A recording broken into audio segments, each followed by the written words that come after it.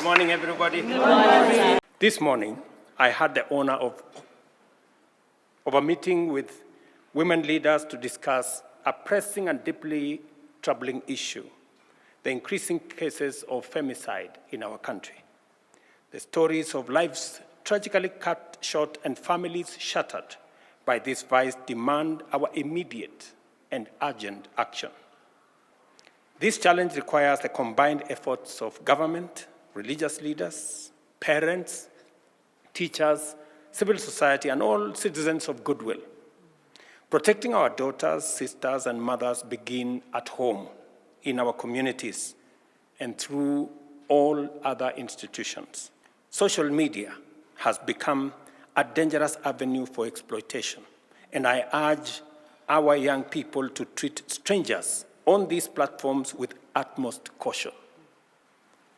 The government of Kenya is committed to ensuring that the structures that respond and support survivors do not re-victimize them. Matters psychological support and safe spaces for women and children are a priority in my office.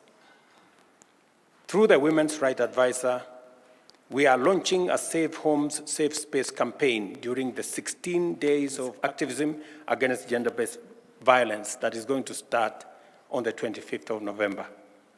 We must increase awareness on the availability of safe spaces where victims can seek refuge, toll-free hotlines such as GBV 1195, Child Help 116, and the DCI anonymous reporting number 0800-722-203, and the counseling services in order to provide victims with the support they need to find protection.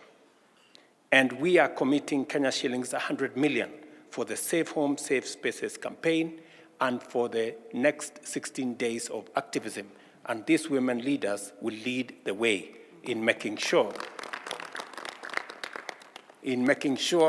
that our girls, our women, are made aware of the dangers they face. And I say so as a parent of 4 girls myself. Be present and approachable for your children. Let us create homes where children feel safe, supported, and loved.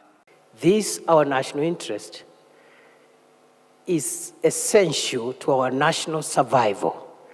And therefore, this foreign policy is about the sustainability of our country in the decades and centuries to come.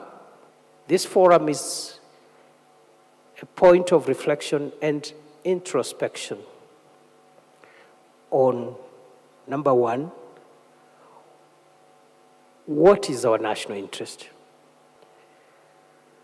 And as the ministry has presented through this draft and the stakeholders who prepared this draft, our national interest lies in some of the most sacred and bedrock principles that are espoused in our Constitution, including, but not limited to,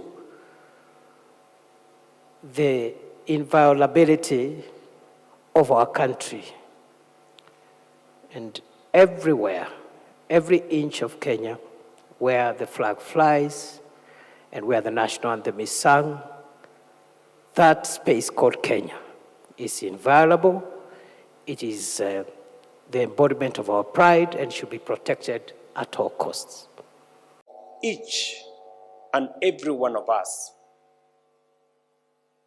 whether we are members of the judiciary, members of parliament, members of civil society, whether we are sportsmen, whether we are business people, we represent Kenya in engagements with others.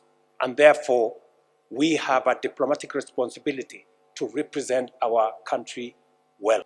This makes it imperative to redefine and reestablish a distinct, comprehensive foreign policy framework. And this is the exercise this ministry is engaged in. The new foreign policy document outlines clear objectives, identifies emerging trends, and proposes effective responses to global dynamics. It incorporates mechanisms for implementation, monitoring, and evaluation, ensuring that our diplomatic sector serves as a catalyst for Kenya's prosperity. In so doing, our foreign policy dovetails with the bottom-up economic transformation agenda. To benefit from this complementarity and alignment, it is time for us to be imaginative in order to enhance the capacity and the efficacy of our missions abroad and use them to promote trade and promote investment and position Kenya as appropriately as they can. Kenya has established strong credentials in the area of regional, Pan-African, and global peace and security engagements and operations. Our long-standing tradition of effective peacemaking, peace building, and peacekeeping has defined us as a force of common good in our region, in our continent, and globally. And sustaining this positive legacy is an important strategic priority for us.